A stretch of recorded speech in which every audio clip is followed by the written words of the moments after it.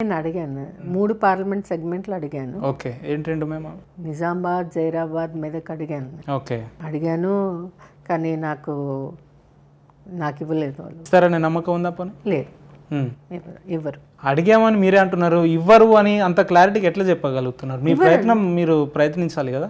నేను ఇందాకే చెప్పాను, మేము పార్టీలో పోరాటాలు చేస్తున్నాము.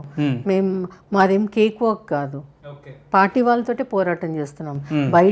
బయటి వాళ్ళతో తర్వాత విషయం, మేము ఇంటర్నల్ పోరాటం చేస్తున్నాం. ఇంతమంది అన్ని పార్టీలో ఉన్నట్టు బీజేపీలో కూడా కుమ్ములాటలు ఉంటాయంటారా? అన్ని పార్టీల కంటే ఎక్కువ. ఓకే, ఎక్కువ. మరి ఇవన్నీ భరించుకుంటా మీకు ఉండాల్సిన అవసరం లేదని మీకు ఎప్పుడు అనిపించలేదా? ఎప్పుడు అనిపించలేదు మాకు. అలాంటి ఎప్పుడైనా ఆ థాట్ వచ్చిన గీతా గారికి ఎందుకు టికెట్ రావట్లేదు అంటే వాళ్ళు అనుకున్నంత స్థాయిలో మరి ఆర్థిక వనరులు ఇవ్వలేకపోతున్నారనా, లేదంటే ఎట్లా మీకు టికెట్ రాకపోవడానికి కొన్ని కారణాలు అయితే ఉంటాయి కదా, అవేంటంటున్నా? టికెట్కి రాకపోవడానికి కారణాలు వాళ్ళ సొంత అజెండాలు వాళ్ళకు ఉంటాయండి. ఆ అజెండాలు మనం ఫిట్ కాము.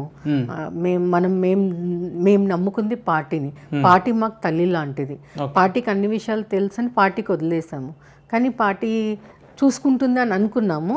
కానీ ప్రతిసారి మాకు అన్యాయమే జరిగింది. నాకే కాదు, చాలా మందికి అన్యాయం జరిగింది. అంటే నాకు చాలా బాధతో చెప్తున్నాను.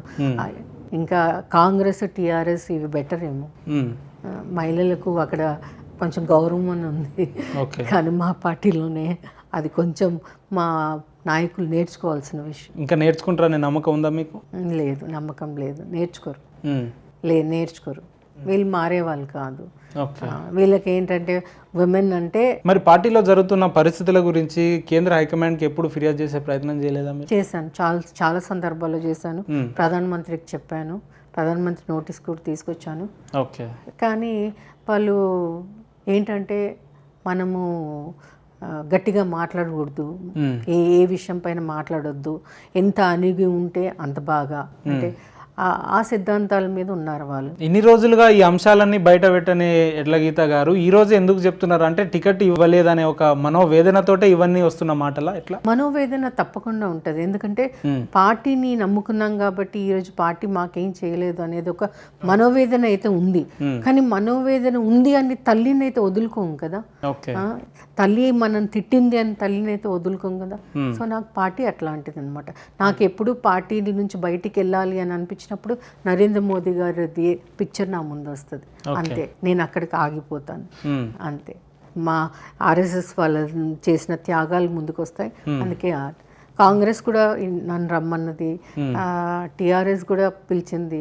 కానీ నేను ఏ పార్టీలో వెళ్ళదలుచుకోలేదు కూడా, వెళ్ళను కూడా. ఇంకా ఇప్పుడు వెళ్ళి ఉంటే ఈ పార్టీకే మీకు ఏదో ఒక నామినేటెడ్ పదవులు అని చెప్పి అదో ఇదో వస్తుండే కదా, మరి వెళ్ళొచ్చు కదా. ఎందుకు ఇంకా ఇది సనాతన ధర్మాన్ని నమ్ముకుంటూ ఇన్ని అవమానాలు అవసరమా? అంటే అవమానాలు అవసరమా అంటే ఇప్పుడు మేము పోరాటం చేస్తే కనీసం వచ్చే జనరేషన్, వచ్చే నెక్స్ట్ తరం పిల్లలకు కానీ మహిళలకు కానీ కనీసం మాకు జరిగిన అవమానాలు వాళ్ళకి జరగకుండా ఉంటాయనే ఒక ఉద్దేశం. అంతే. మేమైతే ఒకటి పోరాటం చేస్తూనే ఉన్నాం. ఆ పోరాటం వల్ల దాని ఫలితం వాళ్ళకన్నా ఉండాలి అనేదే మా కోరిక. అంతే. బీజేపీ మహిళలకి కూడా పెద్దపీట వేయాలనేదే మా ఆశ. దాని గురించే పోరాడుతున్నాం. మీ హక్కుల కోసం పోరాడడానికి మహిళా మోర్చా కూడా ఉంది కదా. మరి అంటే అందరికీ నేను ఇందాక చెప్పాను, పదవులు ఇచ్చారు, పదవులకు ఇంపార్టెన్స్ లేదు, ప్రయారిటీ లేదు. ఎక్కువ మాట్లాడామంటే ఇంకంతే, సస్పెండెడ్, ఇంటి దారి పట్టాల్సిందే. అది నేను ఇంకా అంటే నేను చాలా మొండిగా ఇంకా ఫైట్ చేస్తూనే ఉన్నాను. ఎన్నో అవమానాలు, అంతర్గత యుద్ధాలు ఎన్నో జరుగుతున్నాయి. చాలా అవమానాలు జరుగుతున్నాయి, చాలా అవమానాలు. ఇంకోటి రాజకీయాల్లో చాలా ఒక చెడ్డ విషయం ఏంటంటే మహిళలు, చాలా యాక్టివ్గా ఉన్న మహిళల్ని మనము ఏమైనా చేయాలనుకుంటే ఫస్ట్ వాళ్ళ క్యారెక్టర్ అసాసినేషన్ చేస్తారు.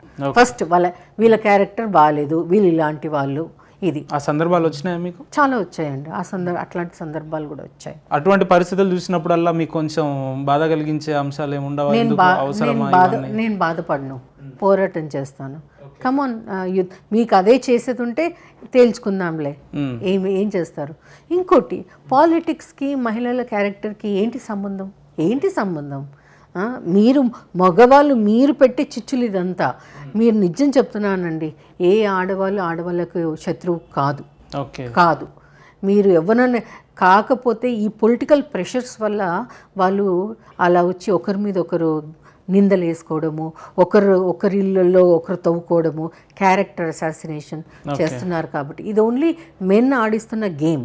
కానీ ఏ మహిళ కూడా అలా చేయాలని అనుకోదు. మీరు ఏ మహిళ దగ్గరికన్నా వెళ్ళి అడగండి, మీరు పలానా వాళ్ళ మీద నిజంగానే మనస్ఫూర్తిగా అనాలనుకుంటున్నారంటే ఆవిడ చెప్పే ఆన్సర్ నో. ఓకే.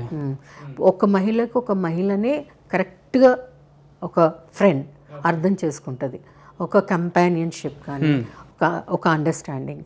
కానీ వీళ్ళు ఈ రాజకీయ నాయకులు మహిళల్ని తప్పుగా వాడుకుంటున్నారు. ఓకే. వాళ్ళ మాట వినలేకపోతే క్యారెక్టర్ అసాసినేషన్ అంతే.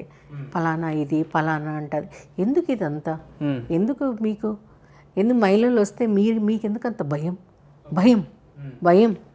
పురుషులకు అందరికీ కూడా, రాజకీయాలు ఉన్న వాళ్ళకి అందరికి కూడా మహిళలు అంటే ఒక భయం. ఎందుకంటే మహిళ ఆదిశక్తి. ప్రతి మహిళ అండి, ఏ మహిళలను తీసుకోండి, టాప్ టు బాటమ్ వరకు ప్రతి మహిళ ఒక ఆదిశక్తి స్వరూపం. మాకు ఉమెన్స్ డే అంటే ఒక్కడే కాదు, మాకు ఎవ్రీడే ఉమెన్స్ డే. మనము ప్రకృతిని పూజిస్తాం, ప్రకృతి స్వరూపమే స్త్రీ కదా. సో ఈ రోజే మా రోజు అని లేదు. మీరు 3 పార్లమెంట్ సెగ్మెంట్ నుంచి టికెట్ అడిగామని చెప్పి మీరే అంటున్నారు కదా, ఎందుకు జనరల్గా ఒక పార్లమెంట్ నియోజకవర్గాన్ని ఎన్నుకొని అదే టార్గెట్గా ఎందుకు పనిచేయలేకపోయారు గీతా గారు? అంటే మేము పార్టీ పని ఎక్కువ చేసామండి, మాకు టైం రాలేదు. ఒక సెగ్మెంట్లో వెళ్ళి పని చేయాలని టైం మాకు ఇవ్వలేదు.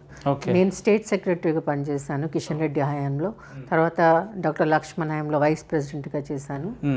సో మాకెప్పుడు పార్టీ ప్రోగ్రామ్స్ ఎప్పుడు రోజు ఒక ప్రోగ్రాము, ఈ జిల్లాకెళ్ళు ఆ జిల్లాకెళ్ళు అని. కానీ ఈ 10 yearsగా మీకు ఎప్పుడు అనిపించలేదా మ్యామ్, నేనంటూ అసెంబ్లీకి వెళ్ళాలి, లేదంటే ఒక కాన్స్టిట్యుయెన్సీ ఎంచుకోవాలి, అక్కడ లోకల్గా యాక్టివ్గా ఉండాలని ఎప్పుడు అనిపించలేదు? నాకు అనిపించింది, నేను పార్టీ మీదే వదిలేశాను. అండ్ మీరు పార్టీ పెద్దలకు కూడా తెలుసు ఆ విషయం. నేను మొత్తం ఆ డిసిషన్ చాలా నమ్మాను, 110% నమ్మాను. నాకు తప్పకుండా టికెట్ వస్తుంది, నేను తప్పకుండా పోటీలో ఉంటాను, నాకు ఎమ్మెల్యే అవసరం లేదు, నేను ఎంపీగానే చేస్తాను, పార్టీలో వచ్చిన రోజు నుంచి నేను చెప్తున్నాను ఈ మాట, ప్రతి ఒక్కరికి చెప్తున్నాను, ప్రతి నాయకుడికి. కానీ ఈ రోజు వచ్చేసరికి ఏం చేస్తున్నారు? మాకే దిక్కు దిమారా లేదు. ఏది బయటికి వెళ్ళి తీసుకొచ్చారు, ఏమైంది? విజయశాంతిని తెచ్చారు, వినోద్ని తెచ్చారు, పెద్ద పదవులు ఇచ్చాము. ఏం చేశారు వాళ్ళు? అవి తొక్కి ముందుకెళ్ళిపోయారు.